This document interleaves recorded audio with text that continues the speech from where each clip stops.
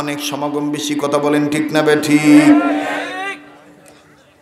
আমার ভাইরা, আমার বন্ধুগণ, জাহান্নামের আগুন থেকে নারীদের বাঁচা দরকার আছে না নাই? এ বন্ধু, আল্লাহ রসুল আম্মাজান আয়েশাকে ডাক দিয়ে বলেন, আয়েশা রে, নড়াচড়া করলে কিন্তু আমি দোয়া করে দেব। মুসলমান ভাই, আম্মাজান আয়েশা ডাক দিয়ে বলতেছে, ইয়া রসুল আল্লাহ, আপনি আমাকে কি বলবেন বলেন। নবীজি ডাক দিয়ে বলতেছেন, আয়েশা রে, প্রতিদিন ঘুমানোর আগে প্রত্যেকটা নারী পুরুষ মুসলমানদের উচিত হজ কইরা ঘুমানো। কি কইরা ঘুমানো? কথা বলেন। হজ কইরা ঘুমানো। নবী আর কি বলেন? বলে, ও আয়েশা, প্রত্যেকটা মুসলমান নন নারীর উচিত প্রত্যেক দিন ঘুমানোর আগে কোরআন শরীফ খতম করে ঘুমানো। আয়েশা বলেন, ইয়া রাসূলুল্লাহ, আর কি? রসুল বলতেছেন, আয়েশা, 3 নাম্বার হইল প্রত্যেক দিন ঘুমে যাওয়ার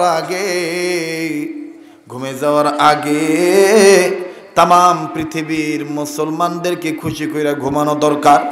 আয়েশা রাদিয়াল্লাহু তাআলা আনহা আঙ্গুলের মাথায় কামড় দিয়ে বলেন, আল্লাহ রসুল কি বলতেছেন? সাংঘাতিক কথা। একটা নর নারী কি করে সম্ভব সমস্ত পৃথিবীর মুসলমানদেরকে খুশি করে ঘুমাইব? এইটা কি করে সম্ভব? হুজুর আরও কিছু আছে নাকি? নবী বলতেছেন, 4 নম্বর হলো প্রত্যেকটা নর নারীর উচিত, মুসলমান নর নারী ইমানদার বান্দা বান্দির উচিত প্রতিদিন ঘুমানোর আগে সমস্ত নবীদেরকে খুশি রাইখা ঘুমানো। আম্মা জান আয়েশা ডাক দিয়ে বললেন, নবী গো,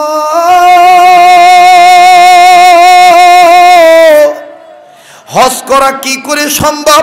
হজ করতে গেলে তো অনেক লম্বা সময়ের দরকার। কি করে একজন মুসলমান নর নারী রাত্রিবেলায় হজের সওয়াব পাবে? আল্লাহ রসুল ডাক দিয়ে বলতেছেন, এরে আয়েশা শুনে নাও, আমি নবীজি বলে দিলাম, আল্লাহর কোনো বান্দা বান্দি যদি প্রত্যেক দিন ওযু করিয়া বিছানায় যাইয়া ঘুমানোর আগে যদি এই তাসবিহটা পাঠ করে, সুবহানাল্লাহ ওয়ালহামদুলিল্লাহ ওয়ালা ইলাহা ইল্লাল্লাহু ওয়াল্লাহু আকবার, বলেন না, সুবহানাল্লাহ ওয়ালহামদুলিল্লাহ ওয়ালা ইলাহা ইল্লাল্লাহু ওয়াল্লাহু আকবার, এই তাসবিহটা যদি ঠিক মতন নিয়মিত আদায় করে, আমার আল্লাহ ওই নর নারী মুসলমান বান্দা বান্দির আমল নামায় হজ করার সওয়াব লিখে দিবেন। চিৎকার দিয়ে বলেন সুবহানাল্লাহ। আম্মা জান আয়েশা ডাক দিয়ে বলেন, নবী গো, এটা হলো 1 নাম্বার। এবার বলেন 2 নাম্বার, কোরআন শরীফ কেমনে খতম করা যায়? আল্লাহ রাসূল দিয়ে বলেন, আয়েশা রে, ওযু বানাইয়া কোনো উম্মত যদি বিছানায় শুইয়া 1 বার সূরা ফাতিহা পড়ে, 3 বার সূরা ইখলাস পড়ে, আমার আল্লাহ ওই বান্দা বান্দির আমলনামায় কোরআন শরীফ খতম করার সওয়াব লিখে দিবে। ভাই, গ্রামের মানুষ অতি সহজে কথাটা বলছি। 3 নাম্বার কিছু বলবেন নাকি? না, আমি কি বলবো? না, এত রাতে দিলেন কেন? আপনারাই আসলে খারাপ। ওই দুষ্টু লোকের মিষ্টি হাসি, এত রাতে দিয়েছেন কেন? কালেকশনের বক্তা দাওয়াত দেন, ওয়াজ করে 2 ঘন্টা, কালেকশন করে 20 মিনিট, আর আমাদেরকে নিয়ে আসেন, নিয়ে আসা লোক জমায় দেন, লোকজনদেরকে ওয়াজ শোনা থেকে মাহরুম করেন। কালেকশনের বক্তা যারা দাওয়াত দিবেন, কমিটির লোকেরা বইলা দিবেন, স্যার আপনি ওয়াজ করবেন কম, কালেকশন করবেন বেশি, পারলে দাওয়াত রাখবেন, কালেকশনে না রাখবেন। এরা করে কি, আমাদের মাহফিলে এসে লোক দেখা এরা ভুলে যায়, পাতালে খালি পাড়ি দেওয়ার চেষ্টা করে। কথা কোন ঠিক কিনা? ওদেরকে আনা হয়েছে এই কাজের জন্য, ওরা এইটা করে না। মুসলমান ভাইরা রে, আমার বন্ধুগণ, আমার ভাইরা, কি জানি বলতেছিলাম?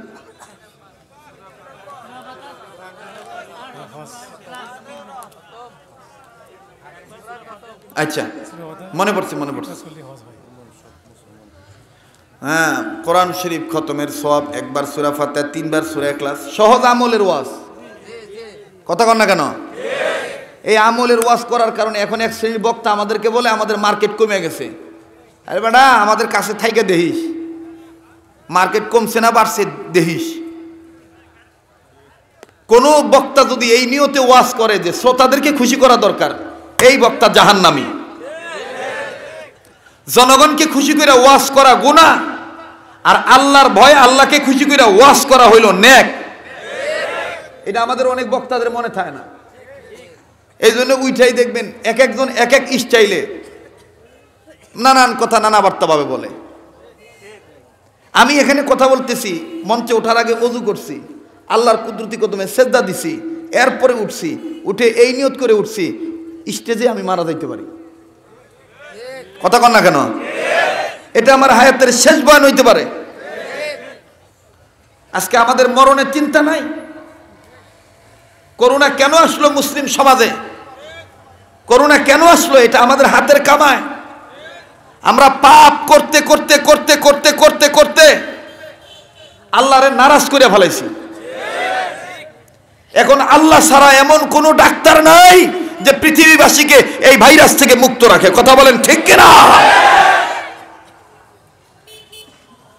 আল্লাহ হেফাজত করুক, বলেন আমিন।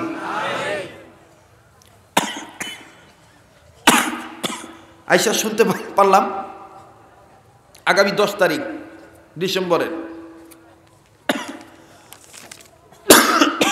এই যে পোস্টারটা দেখতেছেন,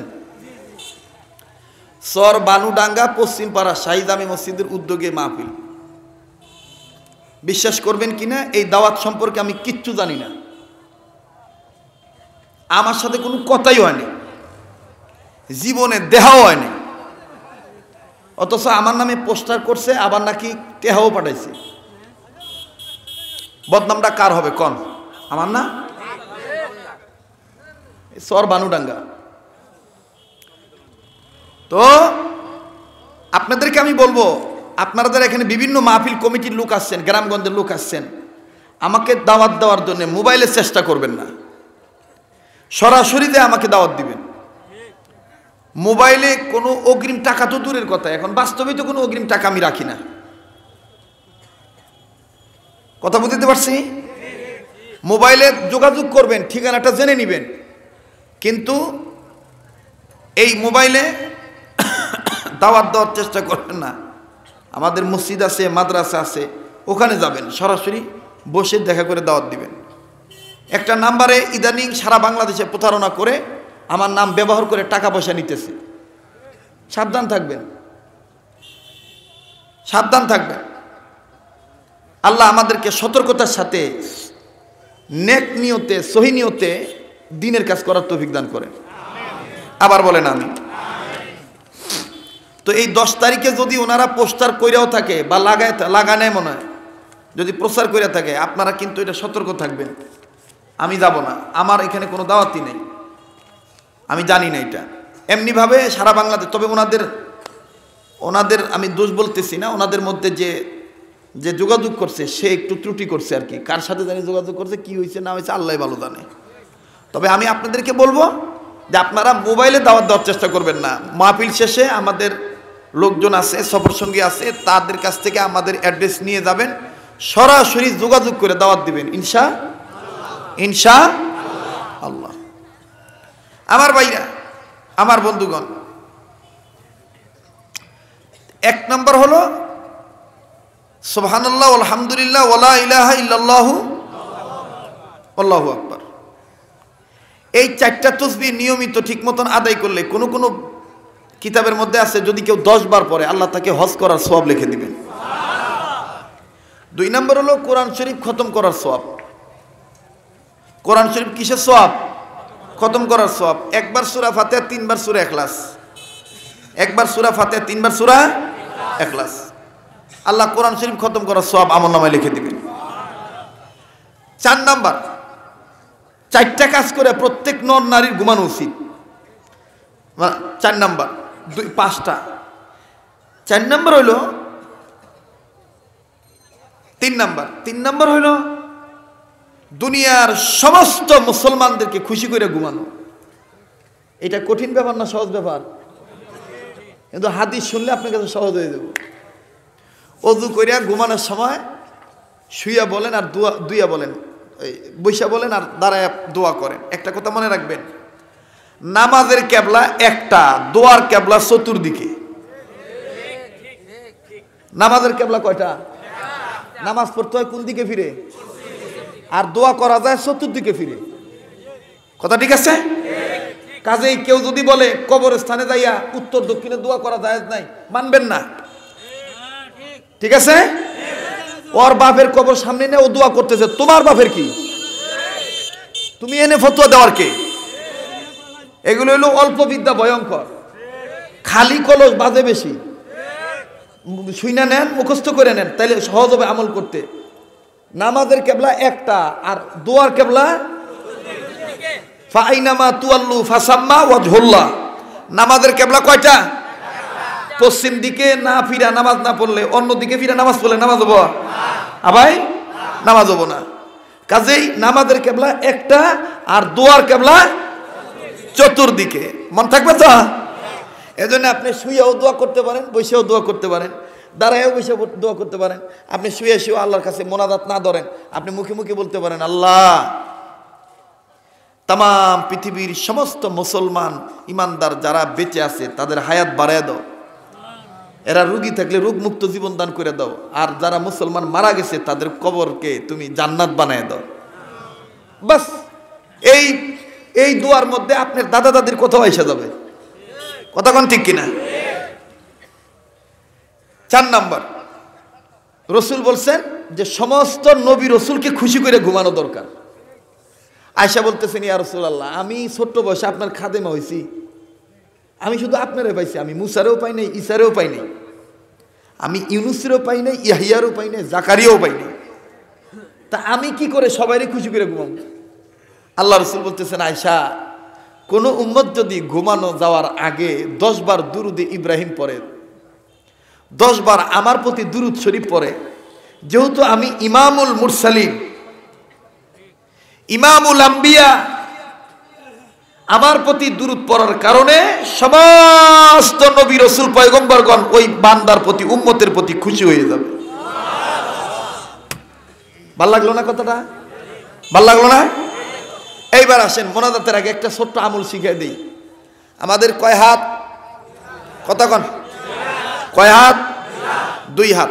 যুবকরা খুব খেয়াল করে শোনো, আগামীকালকে আমার মাহফিল সম্ভবত হাটপাঙ্গাসি গ্রামে। আগামীকালকে আমি তোমাদের দাওয়াত দিচ্ছি, তোমরা যাইবা। আমি করোনা নিয়ে কিছু তথ্য দেব তোমাদেরকে ইনশাআল্লাহ। কোভিড-19 ভাইরাসের কিছু তথ্য দেব আগামীকালকে রাত্রের মাহফিলে, আল্লাহ যদি আমাকে বাঁচায় রাখেন ইনশাআল্লাহ। করোনার ভ্যাকসিন আছে কোথায় আর আমরা খুঁজি কোথায়? মন থাকবো কথা? আমার বন্ধুগণ, আমার ভাইরা, আমরা উম্মত সুন্নত মানবো কি মানবো না? খানা খাওয়ার আগে হাত ধোয়া কি? কথা কয় না সবাই? কন, আবার কন। এই যে বাড়ি যাবেন, কি নিয়ে দেবেন?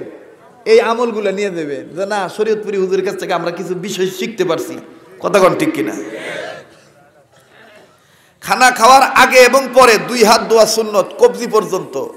বলেন তো কয় হাত ধোয়া কোন পর্যন্ত?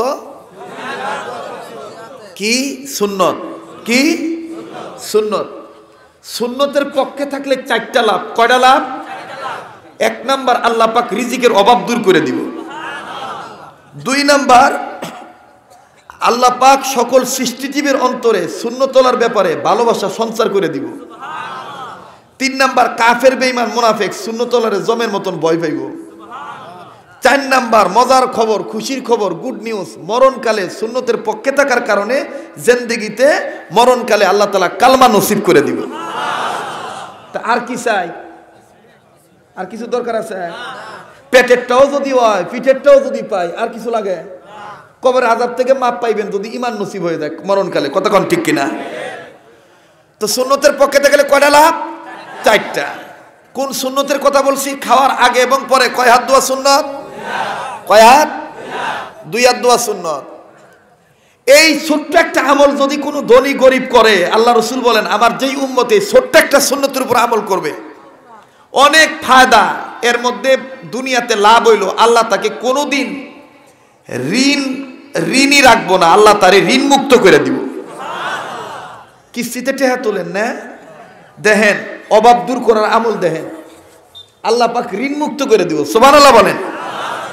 2 নম্বর হলো মরণকালে কালমা নসিব হয়ে দিব। আজকে একটা যুবক আছে, আমাকে ওয়াদা করতে পারো, যুবক মুরব্বী বাবারা একটু বলেন তো দেখি, হুজুর আজকের পর থেকে খানা খাওয়ার আগে এবং পরে একটু হিম্মত করলেই 2 হাতের কবজি পর্যন্ত দোয়া যায়। রাজি আছেন না ভাই? রাজি আছেন না ভাই? সুন্নত আছে যেখানে উম্মত আসি, সুন্নত আছে যেখানে উম্মত আসি সেখানে। এবার আরেকটা আমল সুন্নত শিখাই দিয়ে যাই। মরার পরে জান্নাতে যাইতে চান কি চান না? বলেন চান কি চান না? অল্প আমলই নাজাতে যাওয়ার জন্য যথেষ্ট। আল্লাহ রসুল বলেন, কোন উম্মত যদি দৈনন্দিন কমপক্ষে 20টা লোককে শুদ্ধ করে সালাম দেয়, কয়টা লোককে? কয়টা লোককে? 20টা লোককে, 20 জন ব্যক্তিকে যদি শুদ্ধ করে সালাম দেয়, আসসালামু আলাইকুম ওয়া রাহমাতুল্লাহ, বলেন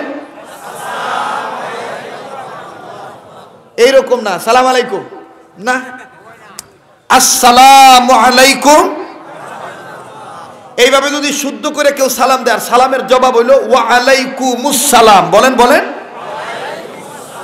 ওয়া আলাইকুমুস সালাম। সালামটা কি কষ্ট হইতেছে আপনাদের? মাফ করে দিবেন, এটা আমলের নিয়তে বলতেছি। আমরা অনেকে সালাম দেই, সালাম অশুদ্ধ হয়। আসসালামু আলাইকুম ওয়া রাহমাতুল্লাহ বলেন, আর সালামের উত্তর হইল ওয়া আলাইকুমুস সালাম।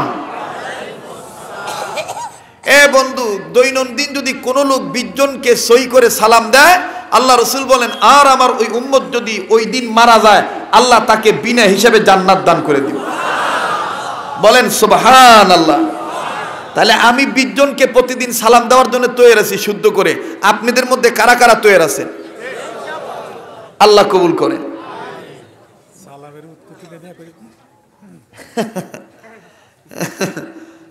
আমাদের মান্যবর ব্যক্তি বলতেছেন, হুজুর সালামের উত্তর তো নেই না। এই বিষয়ে আমি আরেকদিন ওয়াজ শোনাবনি, শুধু সালাম নিয়ে আলোচনা করবো ইনশাআল্লাহ। তাও আমি আগামী বছর 2021 সালের অক্টোবর মাসের এই চর বানুডাঙ্গায় আমি আসতেছি। এই গ্রামে না, ওখানে একটা বড় মাহফিল হয়। ওই মাহফিলেও অক্টোবরের সম্ভবত 22 তারিখ অথবা 29 তারিখ, অথবা তারা বলছে হযরত আপনার মর্জি মোতাবেক দেখা হবে অক্টোবরের শেষে ইনশাআল্লাহ। এ বন্ধু, তাহলে আমরা সালাম দিব তো ইনশাআল্লাহ। এখন বলবেন হুজুর সারা জীবন অশুদ্ধ করে সালাম দিছি, তাহলে শুদ্ধ করবো কেমনে? সহজ তরিকা বলে দিই, যেই সালাম নামাজে ওই সালাম সমাজে, যেই সালাম নামাজে ওই সালাম। নামাজ যখন ফিরায় কোন ইমাম সাহেব এরকম বলে নাকি সালাম আলাইকুম রাহমাতুল্লাহ, সালাম আলাইকুম রাহমাতুল্লাহ, এরকম বলে? ইমাম সাহেব কি কয়? আসসালামু আলাইকুম। এইটা 10 দিন শুনবেন, শুনতে শুনতে শুনতে শুনতে শুনতে শুনতে একদিন মুখস্থ হয়ে যাবে। আল্লাহ তাআলা আমাদেরকে আমল করার তৌফিক দান করেন।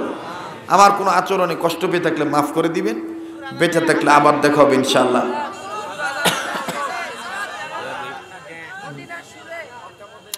শোনেন, আমি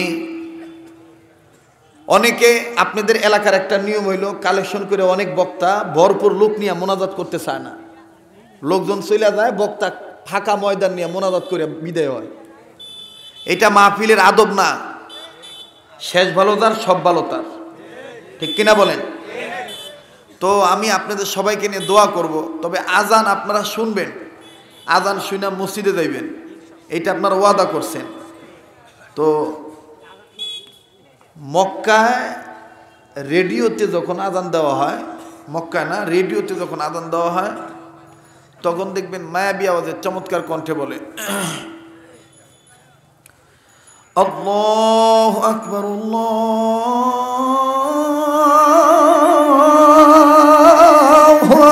আকবার।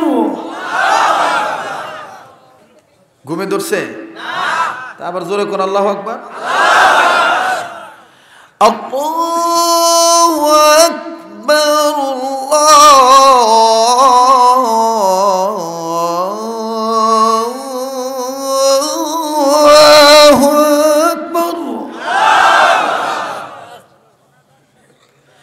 আশহাদু আল্লা ইলাহা ইল্লাল্লাহ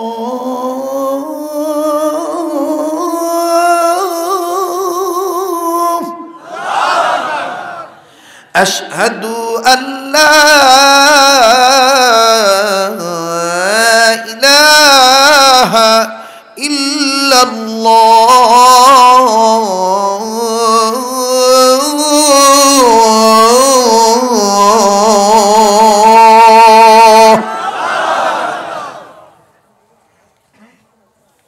কেমন লাগলো? হয়েছে তো? এইটা অনেকে বলে মক্কা মদিনার সুর না, এটা বাংলাদেশের সুর। মদিনাতে যখন মদিনার মুয়াজ্জিনরা আযান দেয় তখন মক্কা মদিনার পশ্চিম দিক থেকে দেখবেন মায়াবী আওয়াজে নরম কণ্ঠে আওয়াজটা ভাইসে আসে, চমৎকার কণ্ঠে বলে আল্লাহু আকবার আল্লাহু আকবার আল্লাহু আকবার আল্লাহু আকবার। আল্লাহ তাআলা আমাদেরকে সহি করে আজান শুনে আজান দিয়া আজানের আহ্বানে নামাজ কায়েম করার তৌফিক দান করেন। আর এই সব বিষয়ে জানতে পারবেন কোথায়? সঙ্গ যদি ভালো হয়, সৎসঙ্গের সর্ববাস, অসৎসঙ্গে। আর সৎসঙ্গ পাওয়া যায় কোথায়? ওলামায়ে কেরাম তৈরি হওয়ার ফ্যাক্টরি